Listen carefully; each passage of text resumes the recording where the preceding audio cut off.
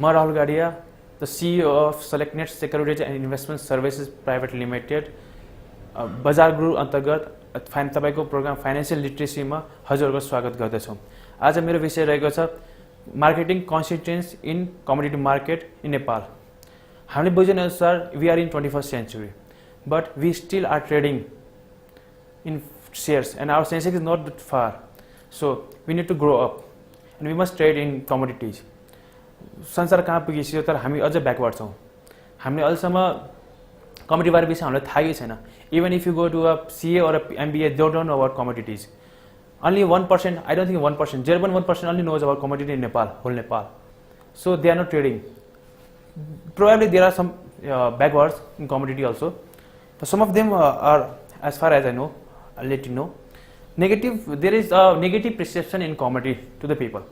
Maybe they want to share invest in shares. They might have earned in share also, but it's not that they can't earn in commodities. But the perception is that they want to earn more in commodities. They think it's a gamble, but it's not a gamble.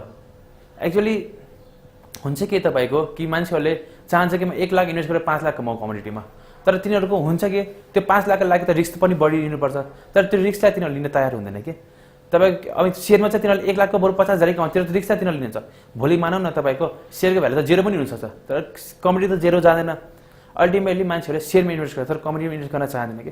तिनीहरुको literacy के छ कि share is their asset, is secure. अनि हुन पनि secure गर्न पनि सकिन्छ, भन्न सकिन्छ कि मानौ 17-18 टाइम्स हुन्छ तपाईको एप्लिकेसन पनि। आज आईपीओ इस्यु हुन्छ बैंकको, त्यसमा 17 to 18 टाइम्स मान्छेले एप्लिकेसन हाल्छ। तपाईको सेकेन्डली यस्तो पनि छ, मानौ न अब यदि तिनीहरुको रेगुलेसन छ, प्रपर रेगुलेसन छ बैंकहरुको, तपाईको कमोडिटीको प्रपर रेगुलेसन पनि छैन, मान्छेले सेक्युर हुँदैन इन्भेस्ट गर्न। मानौ भोलि गएर बैंक लिक्विडेसनमा गए पनि तपाईको एटलिस्ट एनआरबी त छ नि तपाईको पैसा दिन क्लाइन्टहरुको, तर इन केस अब कमोडिटी यदि लिक्विडेसनमा जान्छ भने त कोही छैन, they are not secure. So मान्छेको त्यो पनि एउटा हुन्छ कि अब इन्भेस्ट गर्न नगर्न एउटा सेक्युर त हुन्छ, आफ्नो क्यापिटल त मान्छेले सेक्युर राख्न चाहन्छ, त्यो पनि एउटा छ। तर regulation are on the way to come, so they can trade here, but just they have to control the greed. तिनीको जुन ग्रिड छ तिनीहरुले त्यो कन्ट्रोल गर्नुपर्छ के। त्यो ग्रिडले गर्दा तिनीको मेन डुब्ने कारण नै, त्यो क्लाइन्ट डुब्ने कारण नै ग्रिड हो के। तपाईको हुन्छ कि कमोडिटीमा के हुन्छ, तपाईको विदिन अ वीक पनि तपाईको क्यापिटल डबल हुन सक्छ, 1 to 2 लाख हुन सक्छ, अनि त्यो 1 वीक पछि त्यो स्वाइप अफ पनि हुन सक्छ। त्यो तपाईको त्यही हो कि मान्छेले कति ग्रिड गर्न सक्छ, तपाईको ग्रिडलाई कन्ट्रोल गर्नु पर्यो के। अब ग्रिड जति ग्रिड आउँछ त्यसले क्लाइन्ट डुब्छ, अनि तिनीहरुले नेगेटिभ प्रेसर बनाउँछ कि मेरो 2 लाखै डुब्यो। अल्टिमेटली तिनीले 1 लाख त कमाएकै थियो, तर हुन्छ कि हैन हामी डुबिसक्यो, यस्तो तिनीहरुले प्रेसेप्सन दिन्छ। अनि तपाईको अवेरनेस पनि छैन नेपालमा। नेपालमा यस्तो छ तपाईको एमए पढेको स्टुडेन्ट, पीएचडी पढेको स्टुडेन्ट, मानौ न कुनै हाई लेभल स्टडी पनि तिनीहरुले प्र्याक्टिकल थ्योरिटिकली मात्रै पढ्छ, तपाईको प्र्याक्टिकली कसैले नलेजै हुँदैन कसैलाई पनि के कुरा। कसैले तपाई आज सोच्नु कि कमोडिटी के हो, they don't know commodity, they are not interested, they don't know what is this. मानौ तपाई आदिनमा कमोडिटी इन्भेस्ट गर्नुहुन्छ, स्मल अमाउन्ट इन्भेस्टमेन्ट पनि give a huge amount of profit, but they don't know, they want to go very theoretically, they don't go practically, they want to just trade, they want to go higher. अब advance वर्ल्डमा मानौ न आजको दिनमा कमोडिटीमा $5.3 trillion को transaction त per day, it's a huge transaction. अब हुन पनि यस्तो तपाईको एक्सचेन्जले पनि डाइरेक्ट मार्केटिङ गरिरहेको छैन आजको दिनमा। तपाईको हुन कि हो, अब डाइरेक्ट गर्न पनि सक्दैन किनकि जबसम्म रेगुलेसन आउँदैन एक्सचेन्जले पनि डाइरेक्ट मार्केटिङ गर्न सकिरहेको छैन तपाईको। हुन त अब इन द कमिङ टाइम एक्सचेन्जले पनि प्लान गरिरहेको छ कि अब डाइरेक्ट मार्केटिङ होस्, मान्छेले क्लाइन्ट आओस्, हो किन, क्लाइन्ट आयो भने तिनीहरुले पनि कमाउने, अल्टिमेटली एक्सचेन्जले पनि कमाउने हो, इन्टरनेसनली एक्सपोजर होस्, मान्छेलाई थाहा होस् कमोडिटी के हो। न त हामी मानौ न 21st century मा बसिरहेको छौं, still we are trading in 15th century, that's a joke.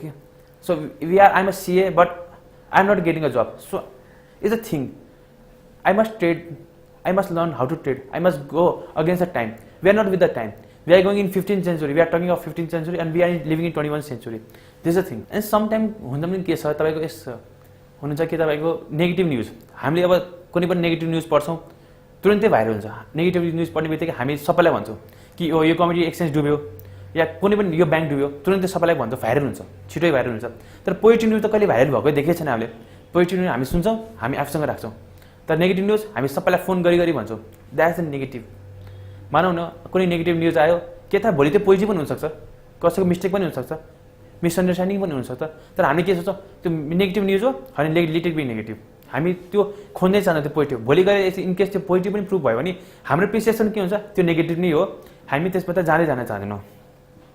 अब कमोडिटीमा तपाईको हाई भोलेटिलिटी छ, भेरी हाई भोलेटिलिटी, एकसँग मार्केट माथि जान्छ, एकसँग तल आउँछ, जिगज्याग मार्केट पनि छैन तपाईको। हाई भोलाटिलिटी भयो नि मान्छेले के त धेरै कमाउँछ के धेरै डुबाउँछ हुन्छ कि मान्छेले रिस्क लिन खोज्नु पऱ्यो अब मान्छेले कति रिस्क लिन्छ मानव तपाईँले एउटा प्रिसेप्सन हुन्छ मान्छेको greed how much money can you make how much money you want to make हुन्छ नि you want to make money that's a scenario of every one सबैलाई थाहा छ मलाई पैसा कमाउनु छ तर कति पैसा कमाउनु छ मान्छे त्यो क्राइटेरिया जुन हुन्छ नि त्यो बाउन्ड्री डिसाइड गर्न सक्दैन कि मलाई 1 लाखको 5 लाख कमाउनु छ कि मलाई 1 लाखको 10 लाख कमाउनु छ कि मलाई 1 लाखको 50,000 कमाउनु छ त्यो क्राइटेरिया डिसाइड गर्न सक्छ त्यसै गर्दा रिस्क बढ्ने हो कि तपाईँको हुन्छ अब 50,000 कमाउनु छ नि त मान्छेले कम रिस्क लिन्छ मलाई 5 लाख कमाउनु छ म बढी रिस्क लिन्छु त्यसै अलिक बढी रिस्क हुन्छ रिस्क अब रिस्क त छैछ कुनै पनि बिजनेसमा तपाईँ मानव रिस्क त छ अब ट्रेड गर्नु छ मानव तपाईँको स्टक आयो स्टक फस्यो त्यो पनि रिस्क हो स्टक कसैलाई बेच्नु भयो त्यो पैसा आएन त्यो पनि फस्यो त्यो रिस्क हो रिस्क त छैछ कुनै पनि फिल्डमा यदि if you are a businessman and if you invest मानव तपाईँ सेयर लिनुहुन्छ भोलि गएर त्यो सेयरै डुब्यो भने त्यो रिस्क त छँदैछ नि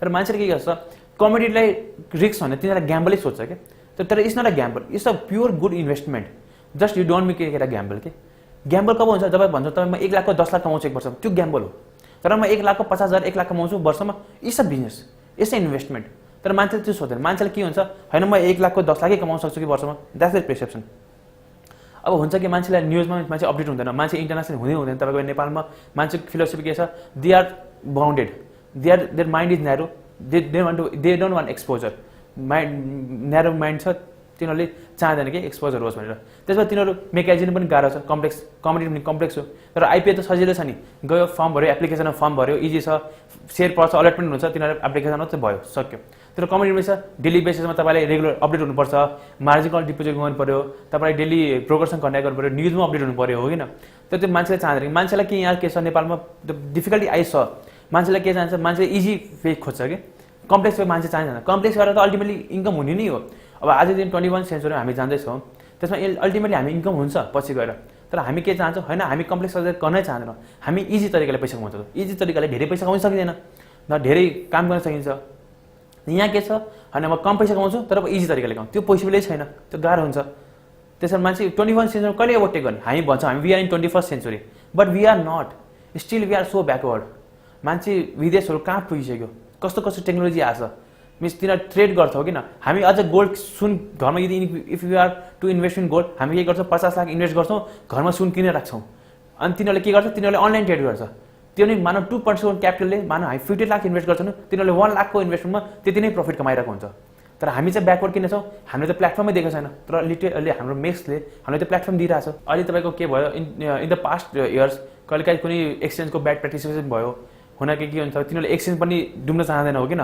हुन्छ कि क्लाइन्ट हुँदैन तर एक्सचेन्जले कसैको पैसा खाएर जाँदैन they pay to every one हो किन तर ब्याड प्र्याक्टिस चाहिँ के आउँछ मानौ नि तपाईँको यसमा इन्भेस्टमेन्ट थियो तपाईँले पैसा पाए पनि तपाईँले के भन्नुहुन्छ मेरो पैसा डुब्यो मान्छेको फिलोसफी छ मान्छेको मेन्टालिटी साइकोलोजी त्यस्तो छ कि मान्छे चाहन्छ उसलाई अब त्यो डुबेको कसै रेखदेख गर्न त गयो हुँदैन मान्छे भन्छ मेरोमा पैसा डुब्यो in case they get money also but देश मेरो पैसा त डुबेकै थियो त्यसमा मान्छे त ब्याड प्र्याक्टिस पनि छ मान्छेले के अर्काको भनभनीमा लाग्छ मान्छेले आफै रिस्क लिँदैन त्यसमा पनि प्र्याक्टिसहरू धेरै चलिरहेको छ अब हाम्रो प्लानिङ चाहिँ तपाईँको अब कसरी मार्केट एक्सपान्सन गर्ने हो अब अल्टिमेटली क्लाइन्टले पनि कमाउनु पर्यो अनि हामी we must go by step to the world के अब मानव अमेरिका कहाँ पुगेछ हामी कहाँ पुगिरहेको छौँ हाम्रो China the neighbouring countries India China कहाँ छ हामी कहाँ छौँ भेरी टु ब्याकवर्ड हामी बुझ्नै चाहँदैन कि कुनै कुरालाई बुझ्न चाह्यो भने त they can be explain but we do not to learn it अब लर्न गर्ने भने त हामी जसले पनि बुझाउन खोज्छ तर हामी लर्नै गर्न चाहँदैन भने त इट्स भेरी डिफिकल्ट हामी अब प्लानिङ गरेर छौँ अब मार्केटिङ स्ट्राटेजी त हुनसक्छ तर त्यसको लागि त अलिकति डिफिकल्ट त हुन्छ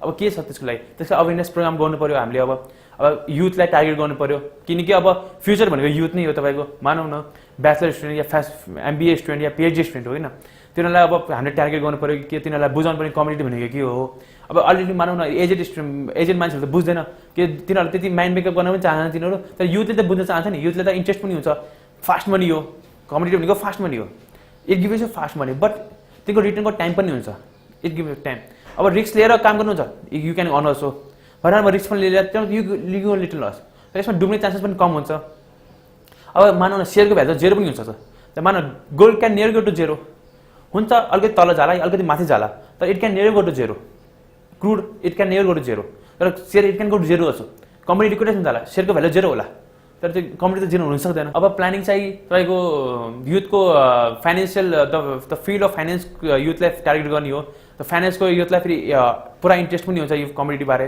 they are the financial student तिनीहरूले अब पैसा मल्टिप्लाई गर्ने हो, कसरी अब इन्भेस्ट गर्ने हो, कसरी कमाउने हो। The small amount they can start with a small amount. तर अब कसरी इन्भेस्ट गर्ने, कसरी पैसा कमाउने, the focus is there. Ultimately पैसा कमाउनु, सबैलाई पैसा कमाउनु छ, कसलाई पैसा गुमाउनु छैन। तर हुन्छ कि कहिलेकाहीँ पैसा गुम्छ पनि, त्यो ठुलो इस्यु नै भएन। तर त्यो पैसा गुमेर पेसेन्स राख्नु पर्यो। मान्छे आत्तिनु भएन, आत्तिन भयो भने त डुबिहाल्यो नि, आत्ति पनि डुब्यो। तर मान्छे आत्तिन होइन, पेसेन्स राख्यो भने त अल्टिमेटली मान्छेले पैसा कमाउँछ कि। तर मान्छे त्यही आत्तिन्छ कि, पेसेन्स हुँदैन मान्छेलाई के छ, आज मैले 1 लाख इन्भेस्ट गरेँ या मैले 50,000 इन्भेस्ट गरेँ, मलाई आजै रिटर्न चाहिन्छ, त्यो त पोसिबलै छैन कुनै हालमा पनि। त्यसलाई अलिकति गाह्रो हुन्छ मान्छेलाई। यदि अब त्यही हाम्रो मार्केटिङ स्ट्राटेजी छ, अब युएसलाई टार्गेट गर्ने, हाम्रो नेपालले अब फरवर्ड गर्ने, कमोडिटी होस् या सेयर होस् या सेन्सेक्स होस्, जसरी नि अझ हाम्रो सेयर पनि तपाईँको अझै त्यो लिखित मेगाजिनमा छ, अझै अनलाइन आएको छैन। त्यसमा धेरै प्रब्लम छ। वर्ल्ड वाइड तपाईँको पुरै अनलाइन आइसक्यो, यहाँ धेरै अझ ब्याकवर्डै छ हामी। अझ तपाईँको भनौँ सेयर पनि तपाईँको भनौँ ब्याङ्कको मात्र सेयर छ, अरू कुनै कम्पनीको सेयर पनि इस्यु हुँदैन त्यति प्रायः।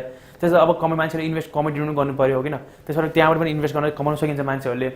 जस्ट त्यो मान्छेले अलिकति बुझ्यो, अलिकति मान्छेले अब अलिकति हुन्छ नि ग्रिड आयो, त्यो ग्रिडलाई अलिकति कन्ट्रोल ग्रिडलाई आयो भने मान्छेले कमाउन सकिन्छ, नकमाउने होइन। जस्ट मान्छेले पेसेन्स हुनु पऱ्यो। अल्टिमेटली गर्नु भनेको एक मार्केट एक्सपान्सन हो, अल्टिमेटली गर्नु भनेको नेपाललाई डेभलप हो। त्यसको लागि हामीले अब कमोडिटीमा इन्भेस्ट गर्न सिक्नु पऱ्यो, कसरी ट्रेड गर्नु सिक्नु पऱ्यो, एडभान्स वर्ल्ड कहाँ पुग्यो त्यसको गर्दा सिक्नु पऱ्यो हामीले। अब त्यही हो, अल्टिमेटली गर्नु भनेको पैसा कमाउनु हो। हामीले पैसा कमायो भने सरकारले पनि पैसा कमाउँछ, सरकारी रेभेन्यू पनि बढ्छ, सरकारले पनि हामीले सेक्युर बनाउँछ, रेगुलेसन आउँछ। अल्टिमेटली हामी पनि अब अमेरिका जस्तै हुन सक्छौँ, त्यो ठुलो कुरै छैन। गर्ने भनेको युथ नै हो, बुढापाकाले के गर्नुवाला छैन, गर्ने भने युथले हो। युथको हातमा यदि आयो भने देश तिनीहरूले डेभलप गर्छ नि, अल्टिमेटली तिनीहरूले डेभलप गर्नुपर्छ, तिनीहरू गर्छ पनि। मानव तपाईँको आज सेयर पनि सेन्सेक्स पनि तपाईँको सेयर मार्केट पनि अझै कम्प्युटराइज भएको छैन, त्यसलाई पनि कम्प्युटराइज गर्नुपर्छ, इन्टरनेसनल लेभलमा पुगाउनुपर्छ। मानव न हरेक वर्ल्ड वाइडको कम्प्युटराइज छ मार्केट, तर हाम्रोमा त कम्प्युटराइज किन छैन?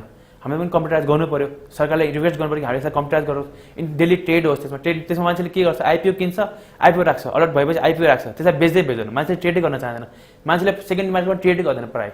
मान्छे just they trade in private market to keep their fund secure. त्यसै गर्दा मान्छेले सेकेन्ड मार्केटमा ट्रेड गर्नु पऱ्यो, मान्छेले पैसा गर्नु पऱ्यो, देश बी ट्रेडिङ डन।